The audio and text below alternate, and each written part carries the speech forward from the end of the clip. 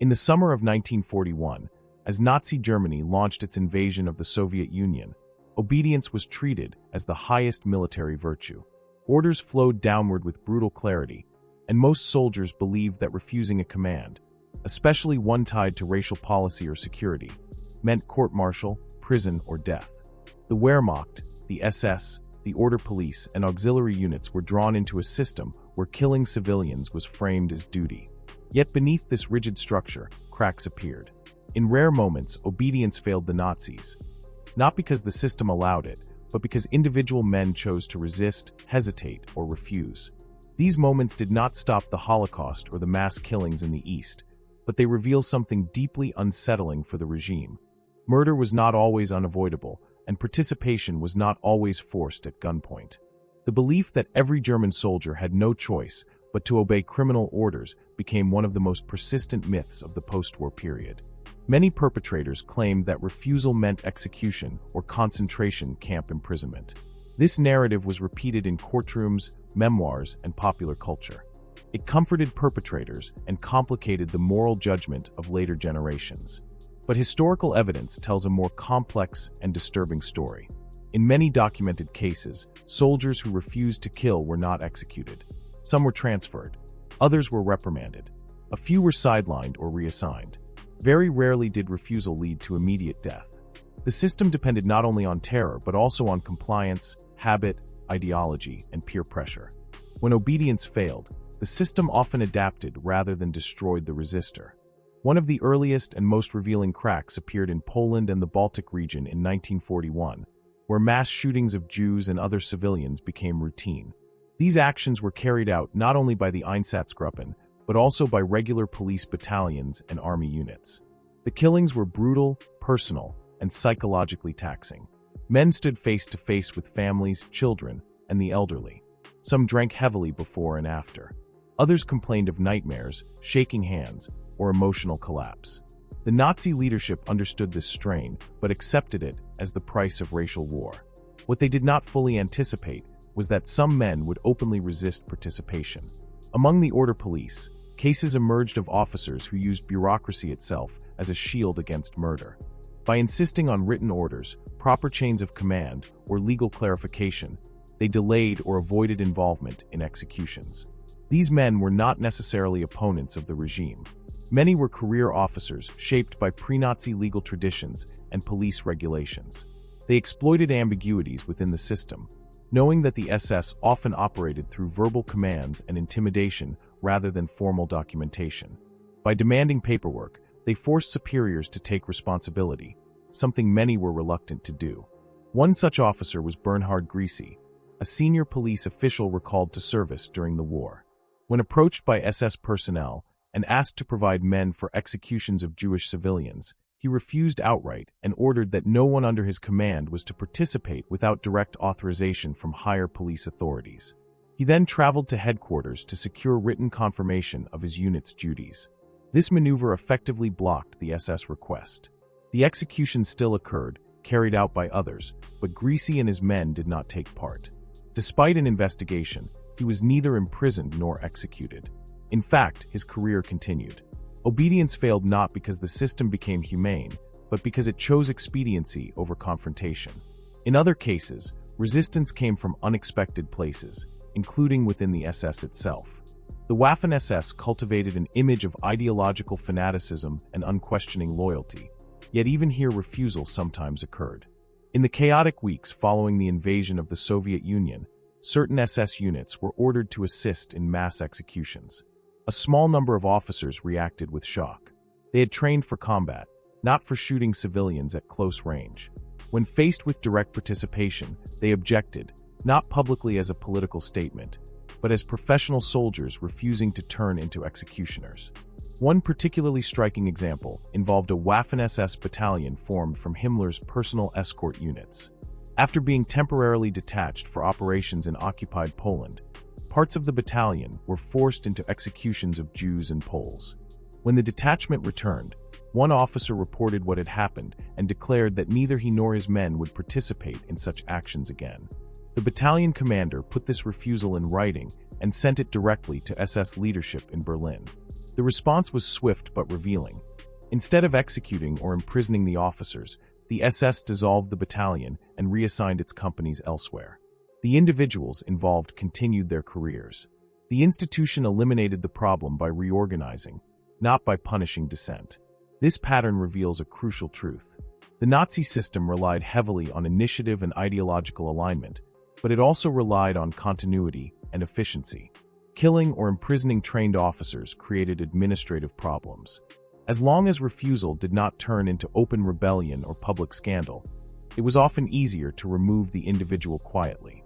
Obedience was expected, but total obedience was not always enforced with maximal violence. The Wehrmacht, long portrayed as separate from Nazi crimes, was deeply implicated in mass violence, particularly against Soviet prisoners of war. Millions of POWs died from starvation, exposure, and execution. Orders regarding their treatment were explicitly criminal. Yet even here, some officers refused to carry out executions. These refusals were often grounded in traditional military law, religious belief, or professional ethics rather than humanitarian ideology. The men who refused did not necessarily see themselves as resisting Nazism. They saw themselves as upholding a different code. One of the most severe cases involved a Wehrmacht officer who refused to execute hundreds of Soviet POWs. As a trained lawyer and Catholic, he argued that the order violated German military law and basic moral principles. He informed his men that they would not participate in the shooting of defenseless prisoners. The executions went ahead without his unit's direct involvement, but the consequences for him were far harsher than in most refusal cases. He was arrested, tried, and eventually imprisoned in a concentration camp for several years. Yet even in this extreme case, the punishment was framed not as retribution for refusing to kill, but for allegedly undermining military morale by teaching soldiers that illegal orders could be rejected. The regime punished the idea of legal refusal more than the act of refusal itself. These cases force an uncomfortable question. If refusal was sometimes possible, why did so many comply? The answer lies in the social and psychological environment of the units. Many soldiers did not refuse because they believed in the ideology, feared ostracism, or did not want to appear weak in front of comrades. Others complied because refusal required standing alone in a group setting, a powerful deterrent. The option to step aside was rarely announced, but when it was, most chose not to take it. A chilling example of this dynamic occurred during a massacre carried out by a reserve police battalion in occupied Poland. Before the killings began, the battalion commander addressed his men and stated that anyone who felt unable to participate could step forward and be reassigned. Only a small number did so. The majority stayed, even though refusal was clearly permitted in that moment. No one was executed for stepping aside. No one was sent to a camp. The killings went on, carried out by men who later claimed they had no choice. This gap between perception and reality is central to understanding how obedience functioned in Nazi Germany. The regime cultivated fear, but it also relied on initiative, conformity, and moral disengagement. Soldiers often exaggerated the consequences of refusal in their own minds, reinforced by rumors and examples of brutal discipline in other contexts. Over time, the belief that there is no choice became self-fulfilling. What makes these stories so disturbing is not that some men refused, but that refusal was possible and rare. The machinery of genocide did not always require terror to function. It required willingness. When obedience failed, the system often absorbed the failure quietly. This does not absolve those who refused, nor does it redeem the institutions they served. Instead, it strips away the comforting myth that ordinary participants were helpless. It shows that alternatives existed, even if they were costly, uncomfortable, or morally demanding. By the middle of the war, the Nazi leadership increasingly relied on ideologically hardened units and personnel willing to carry out killings without hesitation. Einsatzgruppen, camp guards, and certain police units became specialists in mass murder. This professionalization reduced the likelihood of refusal, but it did not eliminate it entirely. Even within these units, individuals sometimes broke down, requested transfers, or found ways to avoid direct participation. The system adapted by rotating men, increasing alcohol rations, or delegating the most brutal tasks to those least troubled by them. As the war dragged on and Germany's situation deteriorated, the regime became more ruthless, but also more chaotic. Discipline weakened in some areas, and enforcement became inconsistent. Refusal could still lead to punishment, but the severity varied widely. What remained constant was the post-war narrative.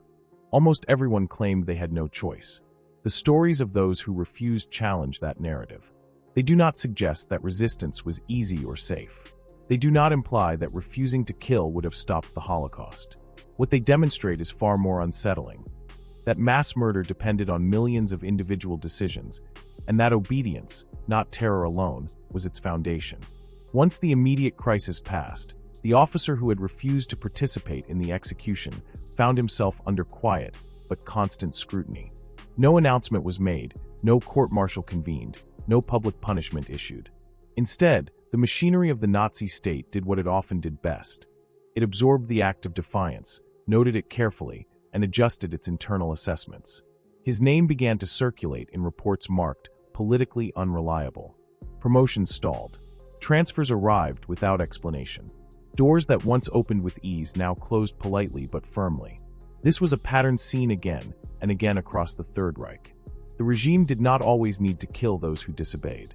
It understood that marginalization could be just as effective. Officers who refused to shoot civilians were often reassigned to rear area duties, sent to training commands, or transferred to units where their influence was minimal. Some were deliberately isolated from younger soldiers, precisely because refusal was contagious.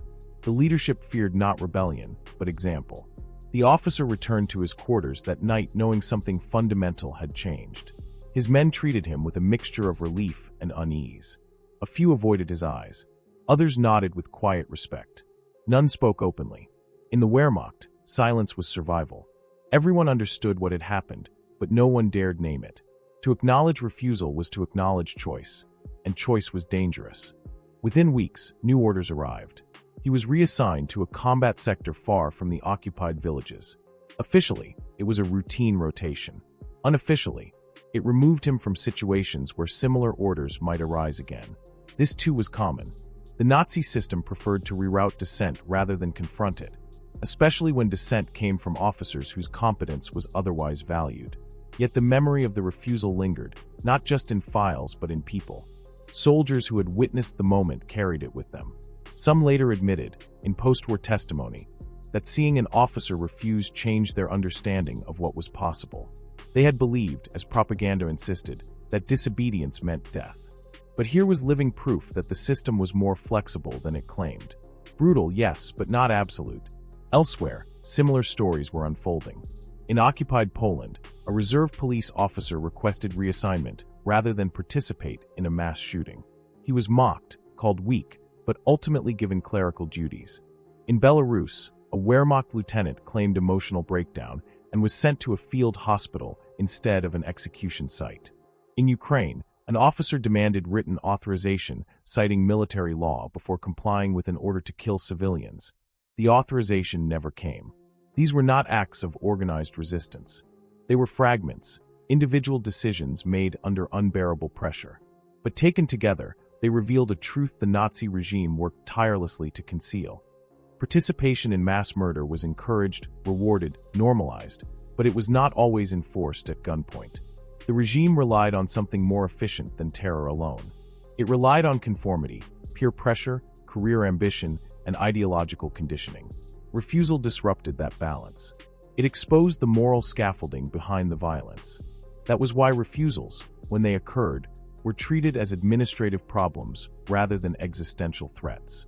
They were to be contained, not celebrated, not replicated. For the officer, life continued under a shadow. He fulfilled his duties. He led men in combat. He followed orders that did not violate his conscience. But he was never again entrusted with positions involving security operations, a euphemism everyone understood. His file followed him. Somewhere in an archive, his refusal was recorded in neutral language, displayed hesitation, politically questionable reliability. As the war dragged on and Germany's situation deteriorated, the regime's tolerance for dissent shrank. By 1944, refusals were riskier than they had been in 1941 or 1942. The pressure intensified. The rhetoric hardened. Yet even then, the pattern held. Most refusers were not executed. They were sidelined, threatened, transferred, sometimes imprisoned, but rarely killed outright for refusal alone. This reality would later complicate post-war narratives. After 1945, many Germans claimed they had no choice, that refusal meant death, that they were trapped in a machine that allowed no moral agency. But the archival record told a more uncomfortable story. Choice existed, limited, dangerous, uneven, but real. And some people took it. At the Nuremberg trials, this tension surfaced repeatedly. Defendants insisted they were following orders, that disobedience was impossible. Prosecutors, armed with documents and testimonies, countered with evidence of refusals that went unpunished. The defense of absolute coercion began to crack. One judge famously remarked that the existence of even a few refusals changed the moral equation entirely. If some could say no and live, then obedience could no longer be framed as fate. It became a decision, one shaped by fear, ambition, belief, and circumstance, but a decision nonetheless. The officer watched the collapse of the regime from a distance. He did not join conspiracies. He did not sabotage operations. His resistance had been singular, situational, moral rather than political. When the war ended and Allied forces arrived, he surrendered without incident. His interrogators were less interested in his combat record than in that one moment of refusal. He told the story plainly. No heroics. No self-praise. He explained that he had been ordered to kill unarmed people and had refused because it was wrong. That was all. The interrogators exchanged glances. They had heard many stories, some defiant, some evasive, some hollow. This one was simple, and that gave it weight. In the years that followed, historians began to uncover similar cases buried in trial records and personnel files. Researchers like Christopher Browning and others studying police battalions and occupation forces found that refusal was rare, but not unheard of, and that its consequences were often far less severe than perpetrators later claimed. This did not absolve those who participated. On the contrary, it sharpened responsibility. If refusal was possible, then participation was a choice. A conditioned choice, pressured choice, but still a choice. The officer never sought recognition. He returned to civilian life quietly, rebuilding what he could in a shattered country. He did not speak publicly for decades. When asked, late in life, why he had refused, he answered with a simplicity that unsettled interviewers. Because they were people, and because I could. That sentence haunted historians more than any dramatic confession. It stripped away excuses. It suggested that the line between perpetrator and refuser was not drawn by rank, intelligence, or even ideology alone, but by a moment of moral clarity.